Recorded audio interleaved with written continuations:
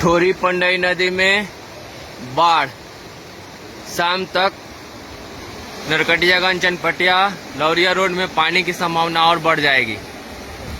सभी अलर्ट हो जाएं। पानी का प्रेशर बहुत ज्यादा है।